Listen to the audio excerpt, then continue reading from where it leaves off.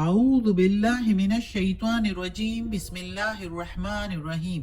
سب video دیکھنے اور سننے والوں کو السلام علیکم۔ ہمارے چینل کے پیارے ویورز، آج ہم تلاوت کریں گے سورہ توبہ کی آیت نمبر 84 اور 85، یعنی کہ آیت نمبر 84 اینڈ 85 انشاءاللہ تلاوت کریں گے ترجمہ کے ساتھ اور تفسیر کے ساتھ۔ تو چلے شروع کرتے ہیں آج کا سبق، لیکن شروع کرنے سے پہلے چینل کو سبسکرائب کریں، بیل نوٹیفیکیشن کو آن کریں تاکہ اگلی ویڈیو آپ کو آسانی سے ملتی رہے، اور ہو سکے تو شیئر بھی کریں تاکہ زیادہ سے زیادہ لوگ دیکھیں، آپ کو بھی زیادہ ثواب ملے اور مجھے بھی۔ تو چلے اب شروع کریں آج کا سبق۔ اعوذ باللہ من الشیطان الرجیم بسم اللہ الرحمن الرحیم۔ ولا اور نہیں، تصلی تم نماز پڑھو، علی اوپر، علی احد منہم ماتا اوپر ان میں سے کسی پر بھی جب موت آئے، ماتا موت آئے، ابدن ولا تقم ابدن کبھی بھی، ولا تقم اور نہ تم کھڑے ہو، احدن ولا واو کے میننگ، واو زبر وا کے میننگ اور لا کے میننگ نہیں، تصلی تم نماز پڑھو، الا کے میننگ اوپر، احدن کسی ایک پر بھی، منہم ان میں سے، ماتا موت آ جائے جب، ابدن کبھی بھی، ولا اور نہیں، تقم کے میننگ تم کھڑے ہو، الا اوپر،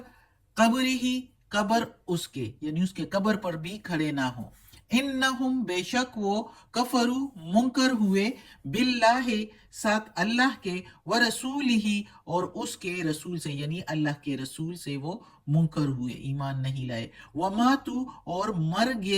گئے، وہم اور وہ، فاسقون فاسق تھے، نافرمان تھے۔ اب اس آیت میں بھی اللہ تعالیٰ منافقین ہی کے لیے کہہ رہا ہے کہ اللہ تعالیٰ فرما رہا ہے محمد صلی اللہ علیہ وآلہ وسلم سے کہ ان کے قبر، ان کی نماز جنازہ بھی نہ پڑھیں اور ان پر جو ہے ان کی قبر پر کھڑے بھی نہ ہوں جب وہ مر جائے کبھی بھی۔ یہ اسپیشلی جب وہ غزوہ تبوک سے واپس آئے تو اس وقت منافقوں کے سردار عبداللہ بن ابی مر گیا، تو اس کا بیٹا جو ہے وہ جس کا نام تھا عبداللہ بن عبداللہ، وہ محمد صلی اللہ علیہ وآلہ وسلم کے پاس آئے اور محمد صلی اللہ علیہ وآلہ وسلم سے ان کا کرتا جو ہے اپنے باپ کے لیے کفن کے طور پر مانگا، تو آپ صلی اللہ علیہ وآلہ وسلم نے اپنا کرتا دے دیا، اور پھر آپ صلی اللہ علیہ وآلہ وسلم سے اس کے بیٹے نے درخواست کی کہ نماز جنازہ بھی آپ پڑھا لیجئے۔ آپ صلی اللہ علیہ وآلہ وسلم راضی ہو گئے، اور حضرت عمر رضی اللہ تعالیٰ عنہ بار بار آپ کو کہنے لگے کہ یا رسول اللہ یہ تو بہت بڑے منافق تھے، اور یا رسول اللہ یہ تو اسلام کو اتنا نقصان پہ نقصان دینے کی کوشش کرتے تھے، جنگ احد میں کتنا بڑا نقصان کیا، کتنا مسلمانوں کو دھوکہ دیا ایک قسم کا، ہم نے پڑھا ہے پچھلے اسباق میں۔ تو حضرت عمر رضی اللہ عنہ بار بار اس کے جو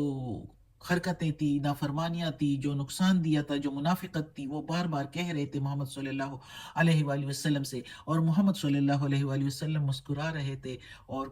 پھر بھی جو ہے اپنی رحمت، جو ان کی رحمت جو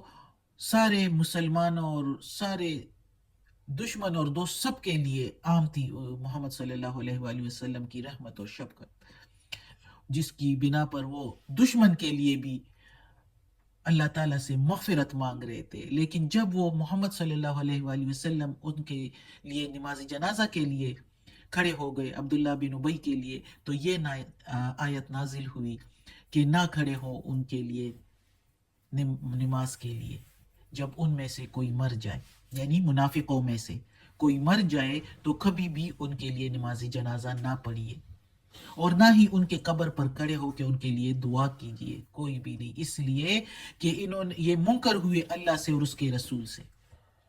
تو جب محمد صلی اللہ علیہ وآلہ وسلم پر یہ آیت نازل ہوئی تو پھر محمد صلی اللہ علیہ وآلہ وسلم ہٹ گئے اور پھر نماز جنازہ نہیں پڑھی۔ تو نماز جنازہ پھر اس کے بعد بھی آپ صلی اللہ علیہ وآلہ وسلم کا یہ عمل رہا کہ پھر اس کے بعد جو کوئی بھی آتا آپ صلی اللہ علیہ وآلہ وسلم سے نماز جنازہ کے لیے تشریف لانے کے لیے کہتے تو آپ صلی اللہ علیہ وآلہ وسلم پہلے دریافت کرتے کہ وہ آدمی جو مرا ہے کس قسم کا تھا، آیا وہ برا تھا، نافرمان تھا، یا وہ اچھا تھا۔ جب معلوم ہوتا کہ وہ کوئی نافرمان تھا، برے عمل اور اطوار کا بندہ تھا، تو پھر آپ ان کے گھر والوں سے کہہ دیتے کہ آپ کی مرضی، جس طرح بھی دفن کرنا چاہتے ہو تو کر لو، اور خود نہیں جاتے تھے پھر۔ اور اسی طرح حضرت عمر رضی اللہ عنہ کے زمانے میں حضرت عمر رضی اللہ تعالیٰ عنہ کسی کی جنازے پر اس وقت تک نہیں جاتے تھے جب دیکھتے تھے کہ حضرت حذیفہ رضی اللہ تعالیٰ عنہ اس میں شامل ہے۔ اگر وہ شامل ہوتے تو پھر حضرت عمر رضی اللہ تعالیٰ عنہ نماز جنازہ پڑھتے، اور اگر وہ شامل نہ ہوتے تو حضرت عمر رضی اللہ تعالیٰ عنہ احتیاطاً ادھر سے نکل جاتے، نماز جنازہ نہ پڑھتے، حضرت حذیفہ رضی اللہ تعالیٰ عنہ کو دیکھتے۔ اور یہ کیوں؟ یہ بھی ہم نے پچھلے اسباق میں پڑھا ہے، اس میں تفسیر میں پڑھا ہے کہ حضرت حذیفہ رضی اللہ عنہ کیسے، کیوں، ان کی وجہ سے حضرت عمر رضی اللہ عنہ جو ہے وہ بھی نماز جنازہ جب وہ ہوتے تو پڑھتے، اور حضرت حذیفہ رضی اللہ عنہ اگر نہ ہوتے تو وہ نماز جنازہ وہ بھی نہ پڑھتے۔ وہ اصل میں مختصراً سا بتا ہی دیتی ہوں ادھر بھی کہ حضرت محمد صلی اللہ علیہ وآلہ وسلم جب غزوہ تبوک سے واپسی پر اپنے لشکر سے علیحدہ ہو گئے، پہاڑوں کی طرف چلے، اور ساتھ کوئی بھی نہیں تھا، صرف حضرت حذیفہ رضی اللہ عنہ، حضرت عمار رضی اللہ عنہ ساتھ تھے۔ تو رات کے ٹائم کچھ منافقین نے اوپر حملہ کیا، محمد صلی اللہ علیہ وآلہ وسلم کو مارنے کی کوشش کی، نعوذ باللہ۔ تو حضرت عمار رضی اللہ عنہ کو تو منافقوں نے گھیر لیا تھا، جبکہ حضرت حذیفہ رضی اللہ عنہ نے مار کے ان کو بھگا دیا۔ تو اس وقت پھر حضرت محمد صلی اللہ علیہ وآلہ وسلم نے حضرت حذیفہ رضی اللہ عنہ کو بتا دیا کہ یہ منافقین تھے، اور کون کون سے تھے نام بنام بتا دیے، اور پتے بھی ان کے بتا دیے، اور پھر منع فرمایا کہ اوروں کو نہ بتائیں۔ تو اس وجہ سے حضرت حذیفہ رضی اللہ عنہ کو کافی منافقین کا معلوم تھا، پتہ تھا، تو وہ پھر ان منافقین کے جنازے میں نہیں شامل ہوتے تھے، اور اسی وجہ سے حضرت عمر رضی اللہ عنہ بھی احتیاط کرتے تھے اور دیکھتے تھے کہ جس جنازے میں حضرت حذیفہ رضی اللہ عنہ نہیں ہے تو وہ بھی سائڈ پر ہو جاتے۔ تو یہ لوگ اللہ تعالیٰ کہتے ہیں کہ یہ مر ہی گئے ہیں نافرمان ہو کر، فاسق ہو کر، اس لیے ان کے لیے نماز جنازہ بھی نہ پڑھیں، اور ان کے لیے ان کے قبر پر کھڑے ہو کے دعا بھی نہ کیجیے۔ اب اگلی آیت ہے وَلَا تُعْجِبْكَ، اور نہ تم تعجب کرو، اموالہم، مال ان کے پر، وَأَوْلَادُهُمْ، اور ان کی اولاد پر، انما، بے شک، جو یرید اللہ، اللہ چاہتا ہے، یریدو کے میننگ چاہنا، اللہ چاہتا ہے، ان یعذبہم، کہ بے شک یہ کہ عذاب دے ان کو، ان کے میننگ یہ کہ یعذب، عذاب دے، ہم کے میننگ ان کو، بہا، ساتھ اس کے، یعنی ان مال اور اولاد کی وجہ سے ان کو عذاب دے، فی دنیا، دنیا میں، وَتَزْهَقَ، اور نکلے، انفسہم، جان ان کی، وہم کافرون، اور وہ ہو کافر۔ اب اس آیت میں اللہ تعالیٰ کتنی زبردست بات کر رہا ہے۔ اللہ تعالیٰ کہتا ہے کہ تعجب نہ کرو ان لوگوں کے جن کے پاس زیادہ مال ہو اور اولاد بھی زیادہ ہو۔ اولاد جتنی زیادہ ہو تو بازو اور طاقت سمجھی جاتی تھی پہلے، اور ابھی بھی اگر کوئی غور کرے تو یہی ہوتا ہے، جن کی زیادہ اولاد ہو تو دنیا والے بھی اس سے ڈرتے ہیں، کیونکہ اولاد سر پر کھڑے ہو جاتی ہیں، کسی بھی معاملہ میں بازو ہوتے ہیں۔ تو اللہ تعالیٰ اس آیت میں کہتے ہیں، لوگ کہتے تھے نا کہ بعض کافر لوگوں کے پاس بہت مال اور بہت اولاد، اور منافقوں کے پاس بھی اولاد اور مال کی بہت کثرت ہوتی تھی، تو وہ یہی سمجھتے تھے کہ یہ اس طرح منافقت کرتے ہیں تو کماتے ہیں زیادہ۔ تو اللہ تعالیٰ کہتا ہے کہ ان کے اس مال اور اولاد پر تم لوگ تعجب نہ کرو، یہ اللہ ان کو ایسے ہی اس لیے زیادہ دے رہا ہے کہ یہ ان کے لیے دنیا میں فتنہ بن جائے، اور اسی کے ذریعے ان کو عذاب دیا جائے دنیا میں۔ یعنی جتنا مال زیادہ ہو ان کو مال سے محبت ہے، مال میں تھوڑا سا نقصان ہو تو ان کو کتنی ٹینشن اور ڈپریشن ہو جاتی ہے، اور اسی طرح اولاد میں تھوڑی سی، کوئی اولاد جو ہو وہ نافرمانی کرے یا کہیں دور چلا جائے، یا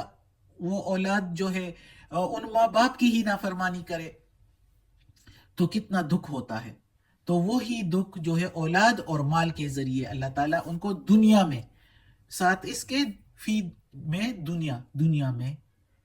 اور پھر جو ہے ان مال اور اولاد پر وہ دنیا میں زندگی گزارتے ہیں کہ مال جمع کرے ان اولاد کے لیے، اور ان اولاد کے سر پر کتنا جھوٹ اور کتنے غلط کام، برے کام کرتے ہیں. تو ان اولاد کے لیے جو وہ کرتے ہیں تو وہ کفر ہی کفر کرتے جاتے ہیں، منافقت ہی منافقت کرتے جاتے ہیں. تو اللہ تعالیٰ کہتا ہے کہ نکلے جان ان کی اسی طرح کافر ہو کر انہی اولاد اور مال دولت میں لگے رہیں، اور پھر ان کو پتہ ہی نہ چلے اور موت آ جائے اور وہ جو ہے کافر ہو کر ہی مر جائے، منکر ہو کر ہی مر جائے. تو یہ مسلمانوں کے لیے بھی ہے کہ مسلمان اگر کلمہ پڑھ بھی لے اور پھر اس طرح منافقت کرے جس طرح منافقوں کے لیے یہ چلتا آ رہا ہے. انہوں نے بھی تو ظاہری طور پر کلمہ پڑھا ہوتا تھا لیکن مسلمانوں والے عمل نہیں کرتے تھے، تو پھر یہ منافقت ہو گئی، کفر پر ہی مر گئے. تو یہ تھا آج کا سبق. صدق اللہ العظیم. آج کا سبق ختم ہوتا ہے. اللہ ہمیں توفیق دے اس قرآن مجید کا ترجمہ مکمل کرنے کی اور اس پر عمل کرنے کی توفیق دے. یا اللہ، یا پروردگار، یا رب العالمین، یا مالک یوم الدین، یا اللہ کل شین قدیر. یا اللہ، یہ تیرے کلام کی تلاوت کی ہے ترجمہ کے ساتھ، تفسیر کے ساتھ، اس میں کوئی غلطی ہوئی ہو زیر زبر پیش میں، تلفظ میں، ترجمہ تفسیر میں، تو یا اللہ تو معاف کرنے والا مہربان ہے. یا اللہ ہمیں اپنے نیک اور صالح لوگوں میں شامل کر دے اور ہمیں عافیت والے معاملات دے. ہماری بیماریاں، تکالیف، پریشانیاں اور برائیاں ہم سے دور کر دے. آمین ثم آمین.